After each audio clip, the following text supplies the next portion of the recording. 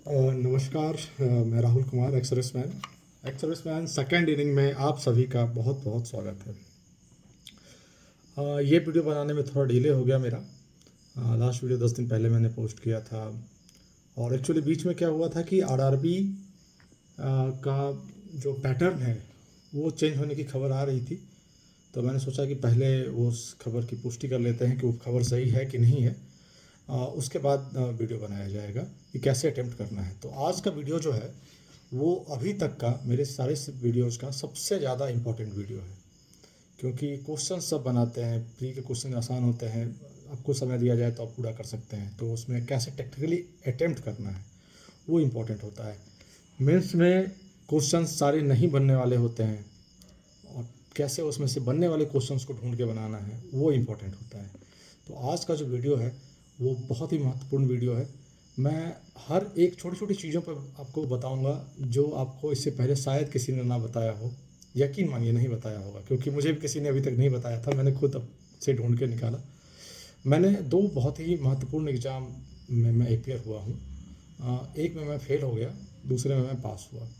तो जिसमें मैं फ़ेल हुआ मैं पहले फ़ेल हुआ, और उस फेलियर से जो मैंने सीखा उसको मैंने सेकेंड एग्ज़ाम में अप्लाई किया और उसको मैंने पास किया। तो वो क्या है वो मैं आज आपको बताऊंगा। देखिए, प्री का एग्ज़ाम जो होता है, चलिए 80 मार्क्स का मान लीजिए आप, आरआरबी में है, और आमतौर पर 100 मार्क्स का होता है।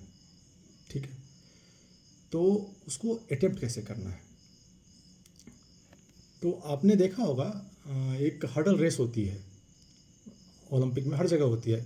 मतलब 110 मीटर की, 100 मीटर की नहीं होती, 110 मीटर की होती है, उसमें 10 हर्डल्स होते हैं। ठीक है, तो आपके एग्ज़ाम में मान लीजिए कि हर्डल्स होंगे। ठीक है, मतलब कि बीच में कुछ ट्रिकी, कुछ टफ क्वेश्चंस डाले जाते हैं जानबूझ के, वो हर्डल्स होते हैं। तो उस हर्डल्स को कैसे पार करना है, क्या करना है उसके साथ। ठीक है, कैसे पार करना है वो तो आप बना रहे हैं, आप कर लीजिएगा। उसके साथ करना क्या है वो मैं बताऊंगा आपको।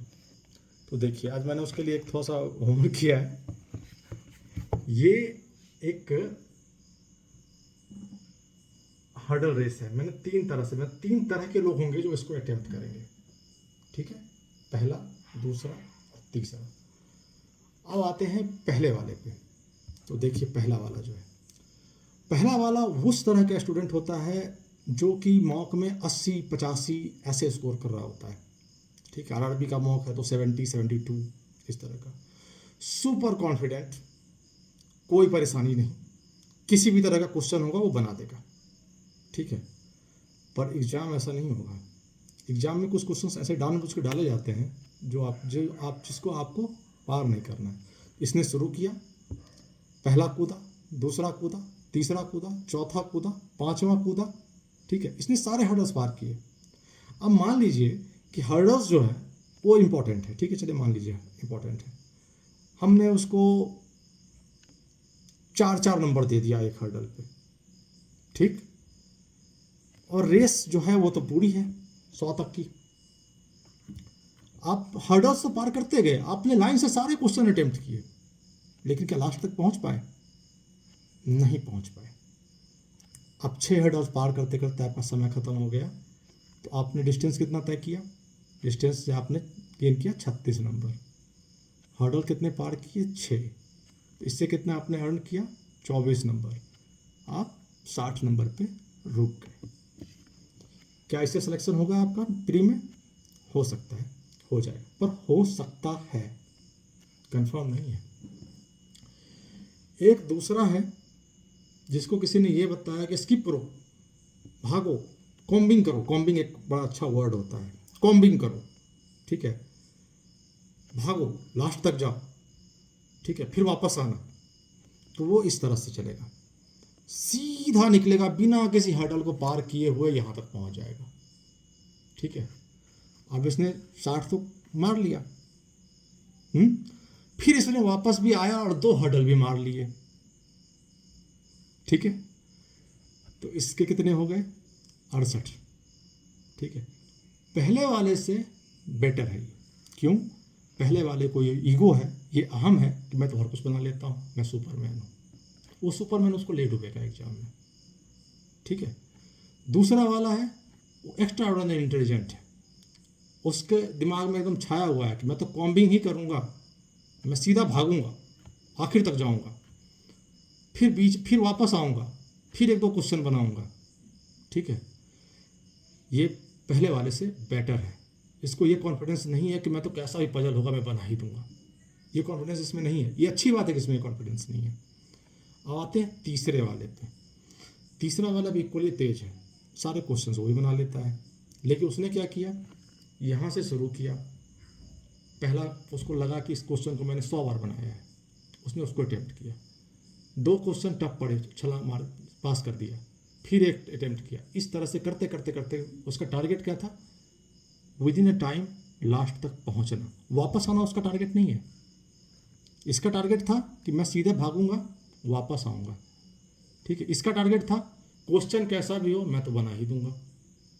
इसका टारगेट वो नहीं है। इसका टारगेट है बीच बीच में मैं क्वेश्चन करता जाऊंगा, पर विद इन अ टाइम मैं लास्ट तक पहुंच जाऊंगा, ठीक है। तो इसने क्या किया, देखिए 4 हर्डल जंप किए, लास्ट तक पहुंच गया। इसका कितना हो गया, 60 + 4 16 76। सबसे ज़्यादा किसका मतलब चांसेस हैं एग्ज़ाम पास करने के, सबसे लास्ट वाले के। तो आपको एग्ज़ाम में सबसे लास्ट वाला बनना है। वापस आने के बारे में मत सोचिए। 20 मिनट में 35 में क्वेश्चन को कॉम करने के बाद कौन वापस आता है पता नहीं, मैं नहीं आ पाया कभी, ठीक है। तो मैं उम्मीद करता हूँ कि बहुत सारे लोग भी नहीं आ पाएंगे। दूसरा ये वाला, ये महामूर्ख होते हैं, ये काम कभी मत कीजिएगा, ठीक है। यहाँ क्या है, 60 तो आपने किया, पर आप कहाँ चले गए, सिलेक्शन हो भी सकता है, नहीं भी हो सकता है, ठीक है। एक्यूरेसी 100% ना पे है, होगा ही होगा मेरा। तो ये जो है, ये बनने की कोशिश मत कीजिएगा। और ये बनने के लिए कुछ चाहिए नहीं, इसके लिए सिर्फ एक ही चीज़ चाहिए, वो है आपका ईगो, कि मैं तो सुपरमैन हूँ, मैं सब कर लूँगा। ये मैं था कभी, अपने बारे में बताता हूँ मैंने जब आरबीआई का मेंस दिया था, तो आरबीआई का जो पेपर होता है मेंस का भी, वो आईबीपीएस और एसबीआई जैसा नहीं होता है, पेपर थोड़ा आसान होता है। मैं मॉक में मेरे जीएस को हटा भी दें तो 100 के आसपास स्कोर रहता था, तो मेरा था कि भैया 120 में ले आऊँगा, ये मेरा कॉन्फिडेंस लेवल था। एग्ज़ाम में मैंने यही किया, कूद गया, पहला क्वेश्चन पजल भिड़ गया उसमें। 30 मिनट मिलता है मात्र सेक्शनल में, मेंस में भी, आरबीआई में। मेरा 6 मिनट ख़राब हो गया, वो क्वेश्चन मेरे से नहीं बना।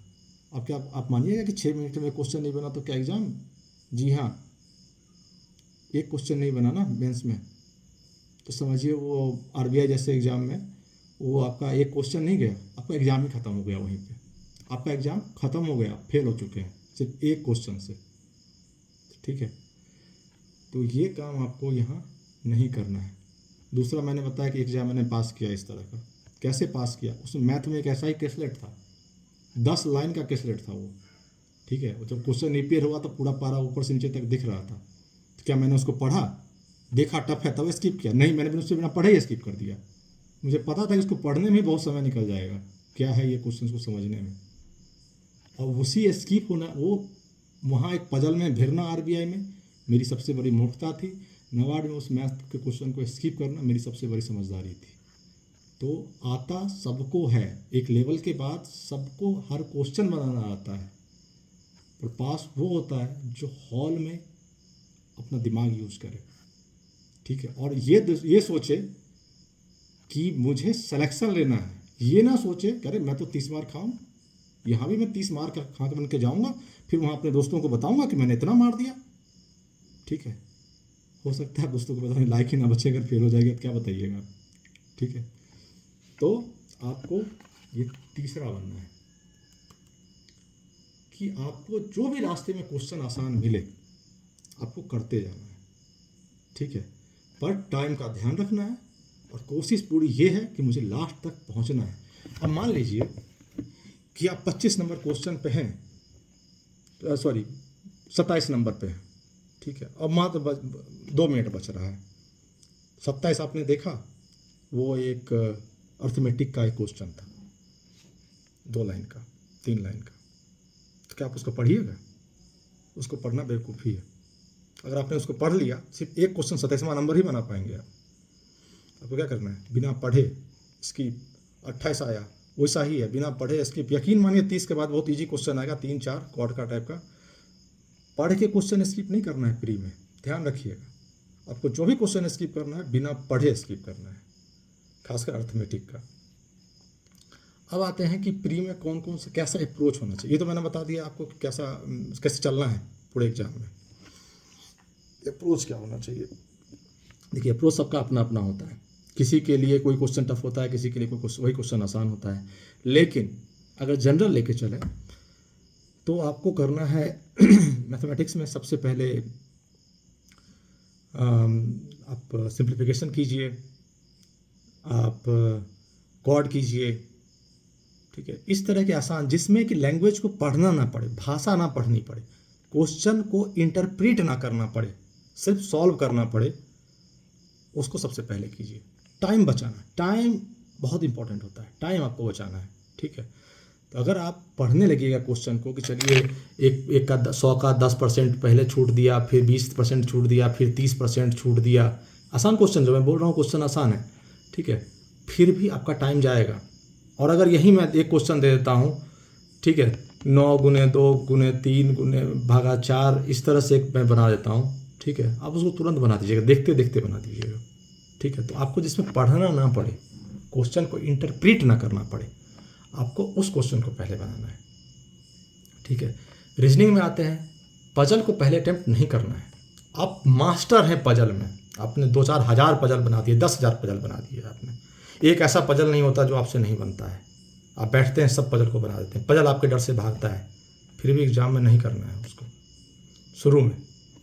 अगर आपको टाइम मिल रहा है बाद में और पजल ही ज़्यादा है, बनाने के लिए कुछ मिल नहीं रहा आपको, तो ज़रूर बनाइए।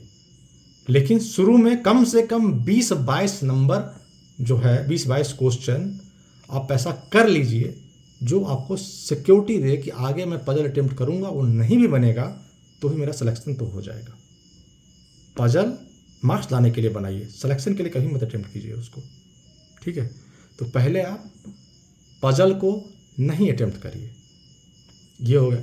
इंग्लिश में बताने के लिए कुछ नहीं है, आप इंग्लिश में टाइम सफिशिएंट रहता है, आप शुरू से लेकर लास्ट तक लाइन से भी जाएंगे तो भी आप कर लेंगे उसको। अगर किसी का इंग्लिश थोड़ा कमज़ोर है पढ़ने में, थोड़ा रीडिंग फास्ट नहीं है, तो जो कंप्रहेंशन बेस्ड क्वेश्चन है उसमें जो एंटोनिम सिनोनिम्स वगैरह हैं बीच बीच में हाईलाइटेड में 2-4 क्वेश्चन, मतलब उसमें अगर 10 होता है तो 4 क्वेश्चन उसमें उससे वोकैब से आता है, आप उसको कर लीजिए। उससे बेस्ड क्वेश्चन को छोड़ दीजिए, आप टाइम मिलता है तो पीछे से आइए फिर, ठीक है। ये इंग्लिश के लिए हो गया, ये तो प्री का हो गया। चलिए आज मेंस की बात कर लेते हैं, ऐसे क्वेश्चन थोड़ा सा वीडियो लंबा बन जाएगा। मेंस में तो सीधा है कि आपको भागना है, ठीक है। मेंस में लास्ट तक पहुंचना बहुत इंपॉर्टेंट है। अगर आप लास्ट तक पहुंचेंगे तो यकीन मानिए उस 50 में 20 से 22 ऐसे क्वेश्चन होंगे जो बहुत आसान होंगे, प्री से थोड़ा सा लेवल ज़्यादा होगा पर बनने वाले होंगे और आप उसको बना दीजिएगा। लेकिन वही है कि अगर किसी पजल में आप घुस गए और आपको लगा कि पीछे पता नहीं क्या होगा, ऐसा कभी नहीं होता है। हमेशा ही एक बैलेंस पेपर ही बनाया जाता है, ठीक है। हाँ, मैं ये नहीं कहता कि पजल को पूरा पढ़ लीजिए, समझ लीजिए, फिर कहीं कि नहीं ये तो बाद में बनाऊंगा मैं, नहीं, आपका टाइम ले लिया उसने। तो इम्पॉर्टेंट ये होता है कि आप 1 से 50 तक क्वेश्चन को देखें। आप जब 1 से 50 तक जाएंगे, 18, 20, 22 क्वेश्चन बहुत आराम से आप बना लीजिएगा 45 मिनट में, ठीक है। पर पजल को पढ़ के समझ के फिर आगे नहीं जाना है। पजल है एक, आपको दिख रहा है 10-15 लाइन का है, ठीक है, छोड़िए, बढ़िए आगे, ठीक है। आप रैंकिंग वाले क्वेश्चन कर लीजिए, आप और भी ब्लड रिलेशंस कर लीजिए, ठीक है। इस तरह के क्वेश्चंस कीजिए जो जिसमें आपका कॉन्फिडेंस हो कि हाँ मैंने इसको प्री में बहुत बार बनाया है, प्री से थोड़ा अपग्रेड मॉडल है पर मैं इसको कर लूँगा। इस तरह के क्वेश्चन अटेम्प्ट कीजिए, ठीक है।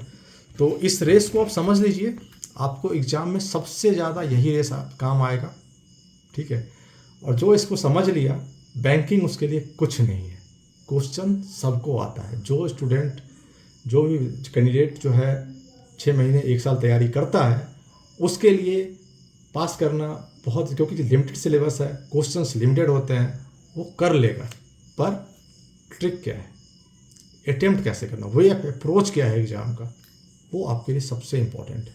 कभी भी ये बनने की कोशिश मत कीजिए। ये बनने के लिए मजबूर आपको कोई और नहीं करेगा। एग्ज़ाम हॉल में आप सबसे अकेले होंगे, आपके बगल में कौन है ये भी आपको नहीं पता होगा। आपको अकेले, बिल्कुल आपको कोई सपोर्ट नहीं कहीं से, एकदम निहायत अकेले होंगे आप वहाँ पे। लेकिन फिर भी आपके साथ कौन होगा, आपका अहम, अरे मैं तो 30 मार्क का हूँ, मैं सब कर लूँगा, ठीक है। वही अहम आपको डुबा देगा, ठीक है। दूसरा, नहीं बहुत तेज हूँ मैं तो मुझे सब ट्रिक पता है, ये भी नहीं बनना है। आपको बनना है ये तीसरा, करते जाना है। लक्ष्य क्या है, लास्ट तक पहुंचना है, वापस आना लक्ष्य नहीं है, ठीक है। यकीन मानिए, चाहे प्री हो चाहे मेंस हो, अगर आप केयरफुली क्वेश्चन चूज करते हुए आगे गए हैं ना, तो आपको वापस आने का टाइम नहीं मिलेगा। लेकिन लास्ट तक पहुंचते पहुंचते ही आप इतना अच्छा कर चुके होंगे कि वापस आने की ज़रूरत नहीं है, ठीक है। तो आप इसको ध्यान में रखिए, आपको तीसरा नंबर बनना है, एकदम तीसरा, जो मुझे आता है, जो मेरे बिल्कुल रेंज में है, जिसके ऊपर मेरा सुपर कॉन्फिडेंस है, मैं वो क्वेश्चन करता हुआ जाऊंगा और मैं लास्ट तक पहुंचूंगा। बस आपको लास्ट तक पहुंचना है, और आप पहुंच गए तो यकीन मानिए आपका सिलेक्शन हो गया, ठीक है। तो बस आज के लिए इतना ही है। चलिए बाय बाय, शुभ रात्रि, और पढ़ते रहिए, लगे रहिए।